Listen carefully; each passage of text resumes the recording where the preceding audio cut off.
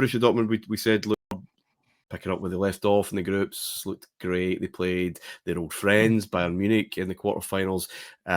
Tight as all hell, 0-0 in the first game, 0-0 in the second leg, and your boy have been talking in here that obviously we'll pick up in more detail next year. And yeah, we haven't really spent a lot of time on Bayern. I think that tells its own story of how they've been doing. Obviously, Dortmund have been ruling the roost, so it's a little bit difficult. But with both of them coming in now, there's plenty of time. So yeah, I definitely think so. And I mean that final next year we'll obviously get into.